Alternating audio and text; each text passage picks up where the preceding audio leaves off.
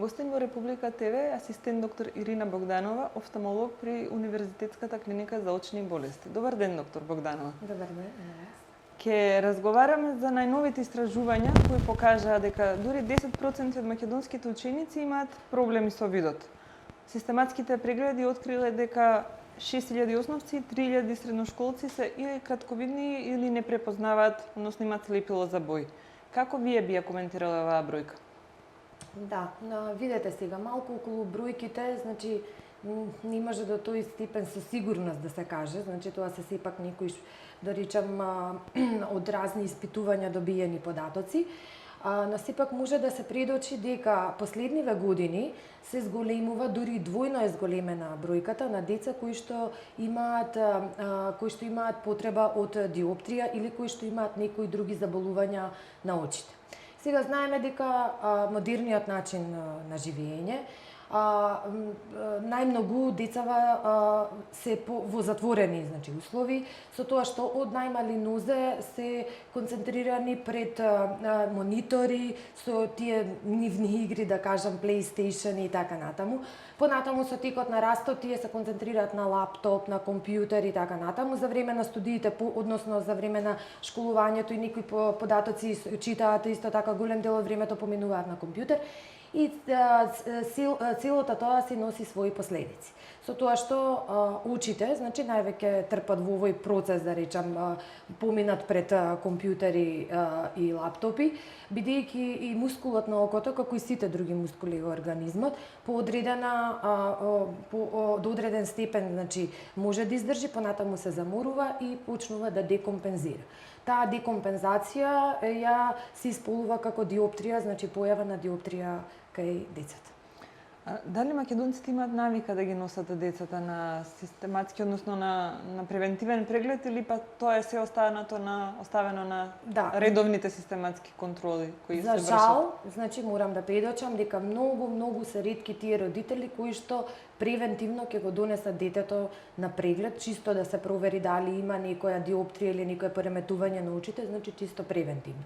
Најчесто се ги носат децата доколку приметат да било каква, значи, однесување на детето кој што не соодветствува, на пример гледање на телевизија од блиску, лепење за екранот и така натаму. Понатаму доколку приметат малку, како што кажуваат самите родители, да му се криви окцето и така натаму, дури во тој случај го носат на преглед детето.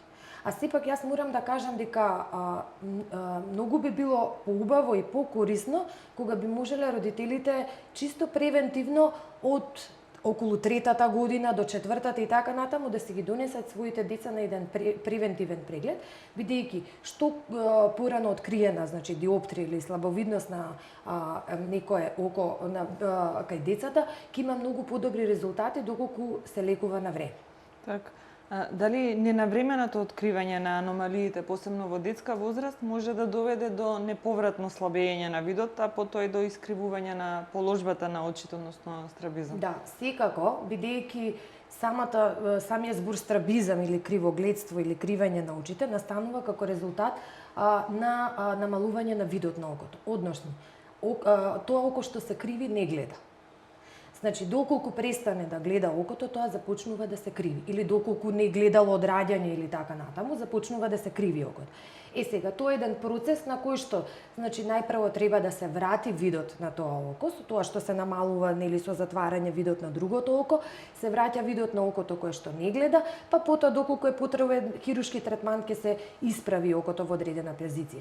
Но тоа, значи, третирање на очите кои што не гледаат кај децата, многу е битно да се почне на време. Зошто?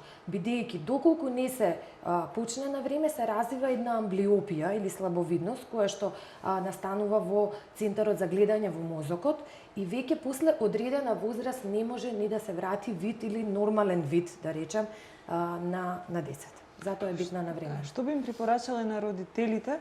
Кои се знаците кои треба да ги препознаат кај своите деца за да ги донесат на преглед? Па вака, сега ќе ви кажам неколку карактеристични знаци. Значи, кај поголемите еве деца кои што може да гледаат телевизија, значи ги препознаваат наслови така натаму, се лепат до телевизорот да прочитаат, значи не гледаат чисто. Исто така уште еден симптом е со трепкање на очите, значи тие со трепкањето ја бистрат сликата за да добијат чиста слика. Понатаму од време на време чешање на очите, па дури се појавува, значи може некои родители приметуваат кривење на едното или на другото око, нека и минимално и така натаму. Така да има некоја група симптоми кои што може да ги приметат родителите, но сепак морам да кажам кои што може да не приметат, а да има некоја диоптрија кај детето, затоа е убаво да се носат и на превентивни прегледи. Така. Кои се најчестите болести кај очите? Најчестите болести, значи покрај диоптријата, се конјуктивитите, инфекциите на очите. Значи тоа е кај повозрасната популација, особено кај младите, кои што кај децата кои што посетуваат градинки. Сега карактеристично за конјуктивитите што се високо инфективни, значи контагиозни се, децата многу брзо си ги пренесуваат едно на друго. Затоа исто така уште една работа сакам да апелирам до родителите кои што приметуваат било какво црвенило или чешање на детето, на очите кај детето, да не го носат одреден период во градинка детето кога е под терапија, бидејќи многу брзо ќе ги зарази и другите деца во градинката или во школото и така натаму.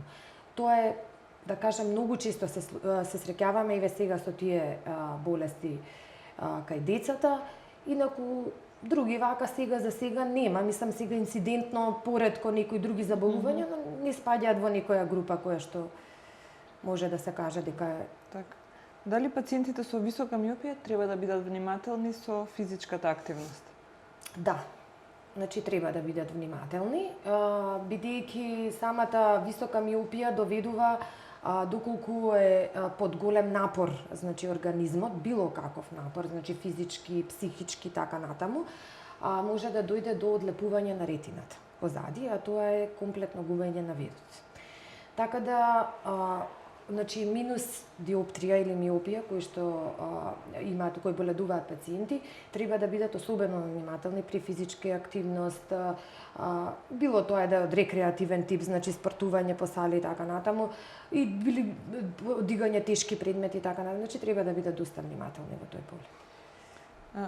Дали новото модерно време на живење носи зголемен ризик од појава на диоптрија кај лицата, кои најголем дел од времето го поминуваат пред компјутер?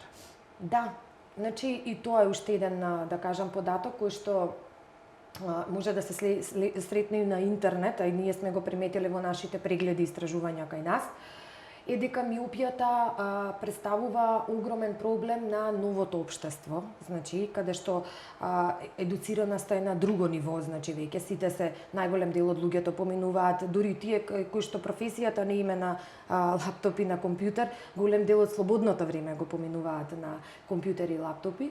И со тоа што се појавува, значи, диоптрија, која што најчесто е миопија, така да огромен, значи, постои пораст на миопијата на светско ниво збору на оваа диоптрија. Так.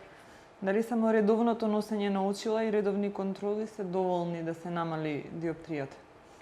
Видете, диоптријата, значи, може да се признае дека не со контролите и со ова не доваѓа до намалување, значи, на диоптријата, но може со редовни контроли и со носење редовни научари да стагнира, значи да не напредува. Повторно ќе кажам дека мускулот е, значи како сите мускули, доколку не е соодветна диоптријата која што пациентот ја носи, со самото гледање и давање напор на окото, тој го заморува многу повеќе мускулот, доколку не е соодветна диоптрија. И така се појавува едно растење понатаму на диоптријата.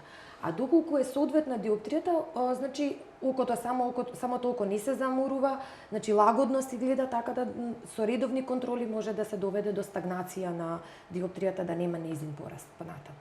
Обично се вели минусот расте, а плюсот или стагнира, или се намалува.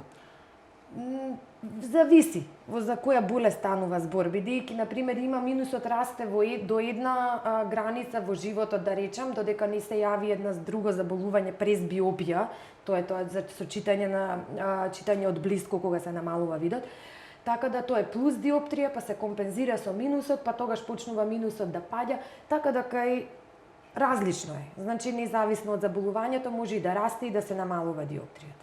За оние што се во средовечни години, кога прв пат треба да посетат, ако не посетиле офталмолог, затоа што почнуваат рацете кратки да Кратки видат. да им видат, да, како и заболувањата на кај сите други заболувања, границата на пресбиопијата, значи тоа заболување се нарекува пресбиопија, е поместена. Порано беше значи над 40-та, сега можам да кажам дека и над 35-та веќе со овој начин интензивен на живот и пак ќе кажам модерно живење и со тоа што ги замараме многу повеќе очите него претходно, потребно е веќе над 35-та година да се посети офталмолог. Доктор Богданова, јас ви благодарам на гостувањето. Ви благодарам и на вас за поканата.